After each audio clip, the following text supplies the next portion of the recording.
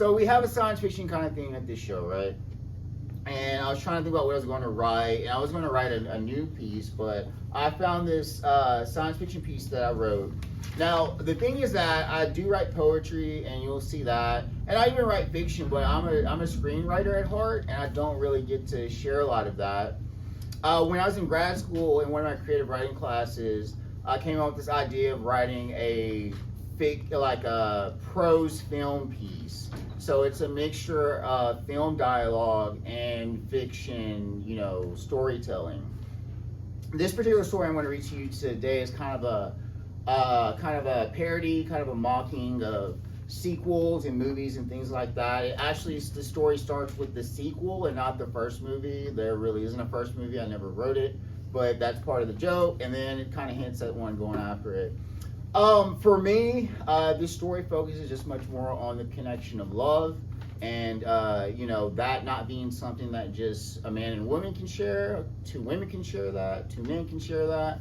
So I want to kind of, push that too. But this is a piece I'm going to read tonight. It's the first time I read it. I've been doing a lot of firsts. So I hope you enjoy. It's called Tough Love 2, Attack of the Asteroid Debris. All right? A note from the narrative director. Though this is the second prose film in this Tough Love trilogy, you shouldn't be stressed because you don't have to read the first installment, Tough Love, to get this one. Be warned, this is not that drama, this is not that love story by that director. If you're into those type of prose films, I only specialize in action, hence the title. If you enjoy this prose film, please check out the science fiction book into this trilogy, Tough Love Regeneration. I didn't direct it, so approach it as you wish, but if you want to know how good work is done, you can read my autobiographic prose film, Director of Words, The Life of Louis Toliver Jr., coming soon. Join the revolution, Louis Toliver Jr., narrative director. Let's start. As the film opens, we are the camera. The opening credits roll, we are in space. It is vast, and we begin to move through the galaxy, seeing numerous stars. We move faster and faster, and suddenly things become familiar. We see Neptune, Uranus, Saturn, Jupiter, moving through the clouds of asteroids. Mars, and we slow down. Venus and Mercury don't matter. The sun is a large flaming ball. We hover around and watch Earth. The moon is away, and the Earth looks sunny, peaceful, and tranquil. There's nothing to fear, so we think.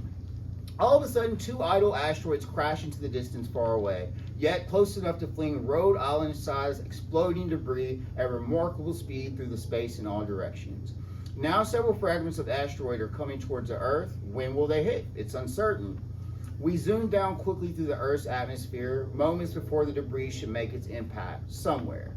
We're falling through the air, clouds are in view, we penetrate them. It's dense, white fumes are blocking our sight, until we fall completely through the clouds. The surface of the Earth is visible. A small airplane is flying below us. We fall past it as a group of skydivers jump out of the plane. We fall with them, maybe 5 or 6 of them. Their faces look ecstatic, free, thrilled.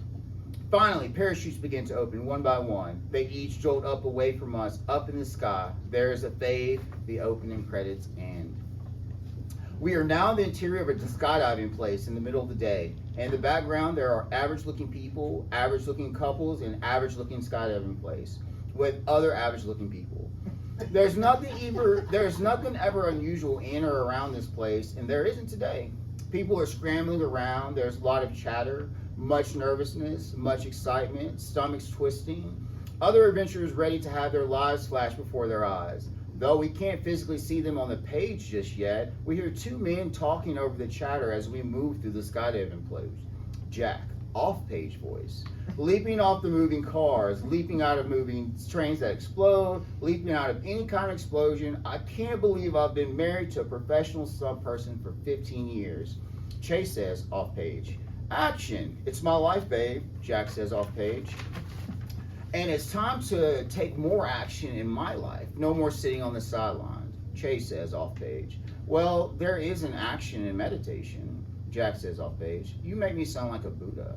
Chase says off page. A yoga instructor like you meditates, thinks a lot. Thinking is action, right? Jack says, you never think, you just act. Chase says, maybe you just think too much and don't act. We now zoom through some people in the public change area of the skydiving place, revealing the two men who are talking. We see our main characters. Chase is tall, broad, short hair, his face, hair scratchy. Something about him reminds us of any recognizable handsome action star, slightly cocky but sensitive. Jack has a slightly shorter build, just as broad, longer hair and clean shaven. His spirit is hypnotic, he is cute and lovable, the strong type. As Chase and Jack wiggle into their skydiving jumpsuits, the couple accidentally bump into each other, and their hands hit, causing their wedding bands to cling together.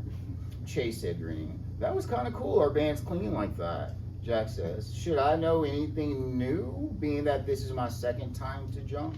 Chase says, "It's not like our first time. It's like our first time. No worries, the first time is always the scariest, but after that, it's a piece of cake." Jack shakes his head. "I can't believe it's been 5 years since the last time I did this with you." Chase slightly massages Jack's shoulders. Chase says, "Some people only do it once and you have nothing to worry about because you'll be under me the whole time, completely protected." Jack said playfully, "As I see, if we hit the ground, I'll be your trampoline." Chase said, laughing, "You sure you want to do this? I never thought you'd ever want to do this again after peeing on yourself."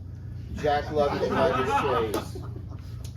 Jack says, "I'm not scared this time. I'm actually excited." Chase says, distantly surprised, "Excited? After 15 years, I finally get to hear you say that." Jack says, confronting his own words, "Well, the circumstances are different now." Chase says, frustrated, "Do you have to say that? We were doing fine and you had to bring that up." Jack says, flabbergasted, "You can't pretend like the doctor didn't tell us." A young boy off page voice says, "Look, it's Chase Windfox over there." Chase, ignoring Jack, "All right," takes a deep breath in frustration. "I just have to make sure to take all necessary precautions for the jump. I want to make sure you will be safe." Jack says sincerely, "When I'm with you, I don't worry about a thing." Chase said, raising his voice, "But I feel like I need to do more, and I'm supposed to just watch you suffer and die?" We see people close to them turn their heads one by one as Chase's voice rises higher. Suddenly, he punches the nearby wall. Chase continued, "What the hell am I supposed to do?" Jack said in a loud whisper, "Chase, calm down. It'll be okay." Chase said, returning his normal voice level, "But it won't. Don't you think you have to go skydiving for me? I do this to clear my mind. I really need to clear my mind right now." Jack said, "I'm doing this for you and us." Chase glances away. We see that he is focusing on an old couple gearing up for their skydive.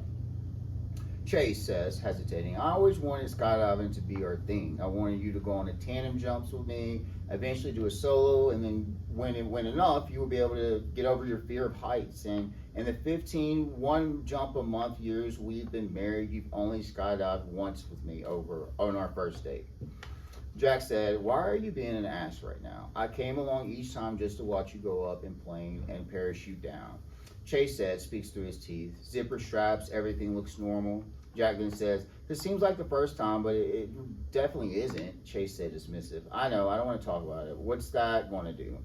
Jack glances to the same old couple. Jack says, "This isn't my fault." Chase says, "I just have to let you watch an updated safety video. There's a plane leaving in an hour." We imagine slightly sad music playing to the scene, of course. The couple cannot hear it, just as us. We linger on the couple during a long moment of silence. Chase checks the parachutes and Jack sits down, playing with the straps on his jumpsuit, lost in thought. There isn't anything being said. Uncertainly, that seems to be the dominant emotion right now, mixed up with the haunting pleasure of thrill and fear. Neither of them really seems to know exactly what to say. We jump back to space. The music is interrupted by a roaring sound of angry-looking, very fast-moving asteroid debris cloud approaching the backside of the moon. Soon, explosions can be seen on the moon's surface.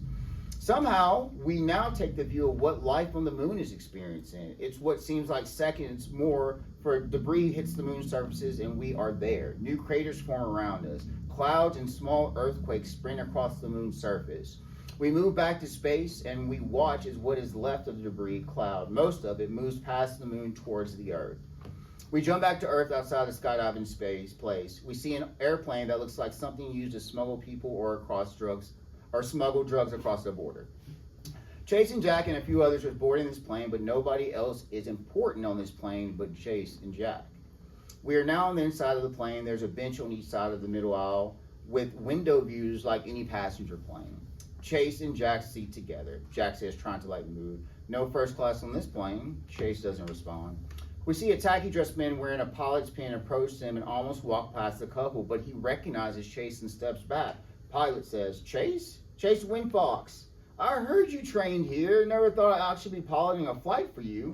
Chase says, shh, I don't really want to bring attention to me and my husband right now. Pilot says, first time for him? He winks and grins at Jack. Mr. Windfox, how are you? Jack says with sass, it's Jack and this is my second time. Thanks. Pilot says to Chase, my daughter wants to be a stunt person just like you. Wait till I tell her I met you.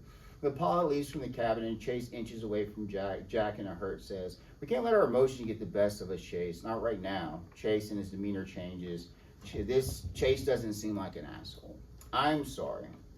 Jack says, I don't want to spend these last days thinking about what could have been.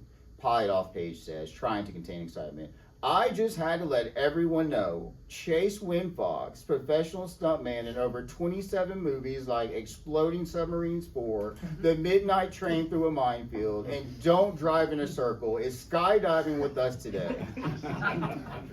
We see a few faces look over. Jack shakes his head. Chase puts his hands in face with embarrassment. Chase says, it's always the stunt nerds that recognize me.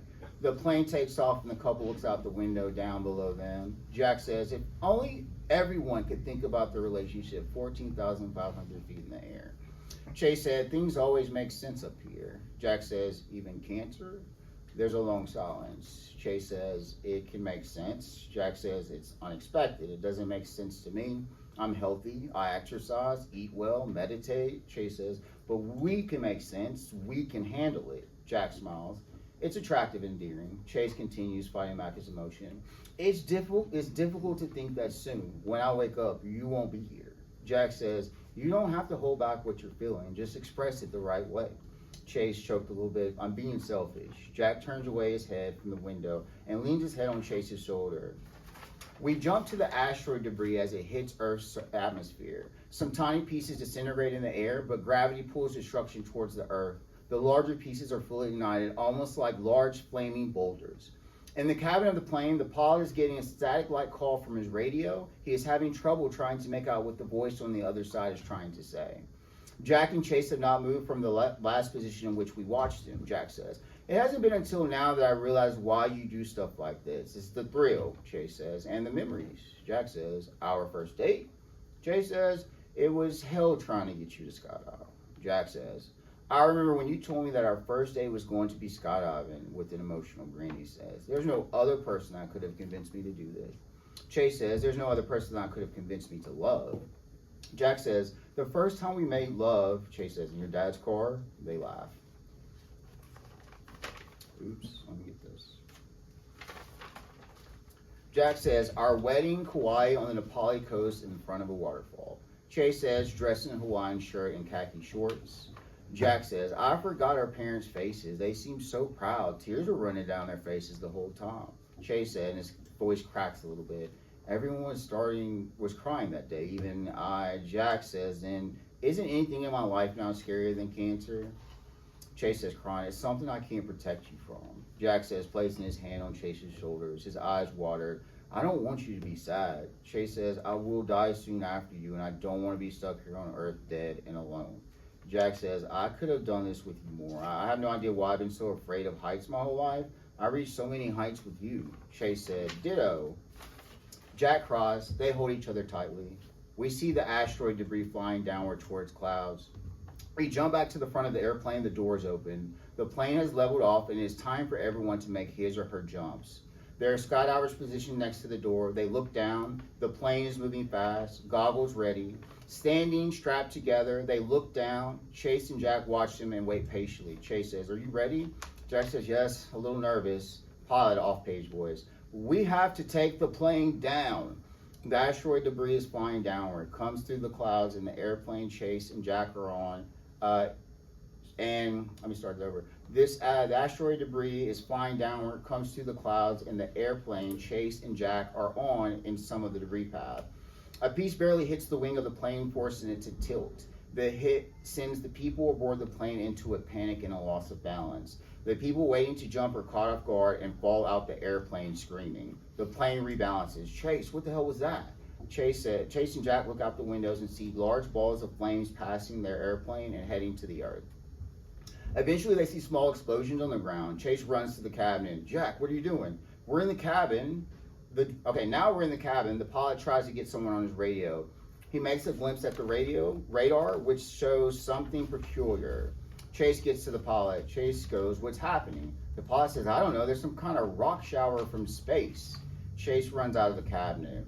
He grabs Jack and 2 parachute packs. Jack says, what's going on? Chase says, we got to get off this plane. I don't have time to strap you to me. Put this pack on. Don't worry. I got you. Chase drags Jack to the open door and throws the pack on him. Before Chase can put the pack on, another flaming boulder hits the tail of the airplane. Chase falls backwards off the plane, falling with no support towards the earth. Jack, without hesitation, leaps down after Jack with the pack strapped to him. We see another piece of asteroid debris hit the plane behind them. The plane explodes. Everyone aboard is surely dead from the explosion. We see Jack speed down like a missile. Flaming debris falls down beside him. He maneuvers through it as he sees Chase falling in front of him. Wind smashing against him. He speeds downward, faster and faster. Chase seems to almost be floating, legs kicking. Jack pushes harder and reaches for Chase. A piece of debris zips past them. Jack grabs hold of Chase and pulls him into a bear hug. They fall downward, spinning with thrill and fear. They fall towards Earth. They fall towards Earth. They fall towards Earth. They fall towards Earth. The parachute opens. They are yanked up, jolted. The free fall is over, and now they hung in the air. Chase holding on to Jack. The Earth slowly becoming bigger and bigger as they slowly descended. They eventually fall to Earth, landing, sliding roughly against the ground. Chase lay on his backside, Jack on top of them, both facing upward, breathing hard. There are several holes around Chase and Jack in the Earth. Panic could be heard, an ambulance in the distance. Parts of the field where they landed is scorched. The airplane they were on crashed into a house far in the distance. Chase goes, are you okay? Jack says, am I okay? You just fell through the sky without a parachute on. Chase unbuckles the parachute from Jack. Chase says, damn. The things you can learn from a 60-second free fall. That was awesome. Jack said, did I just not only skydive, but skydive and rescue you from an exploding plane? Chase said, exhilarated, yes, talk about action, woo! Jack says, I guess watching all those movies a gazillion times paid off. Chase says, you were a quick thinker. Chase gets up and then helps Jack up from the ground. They kiss for a long time. When their lips finally break, they look at the pockets of destruction around them.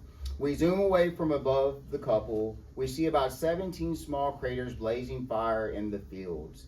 A rock tune plays softly. Though we are moving away from them, we can still hear the voices of Chase and Jack as they walk in the general direction of the skydiving place. Jack says, you think it's over? Chase says, I don't know, but I think it's not. We'll survive. Jack says, so what do we do now? Chase says, whatever you want. You're the hero. We move further and further away from them into the sky, through the clouds, out of Earth's atmosphere. We are back in space looking at Earth. The debris hardly made an impact. But wait, we turn around. There's a large wave of 1,000 Rhode Island-sized asteroid fragments coming for Earth. Rock music blares. The pages fade to white. Thank you. So, come on back up, Michael.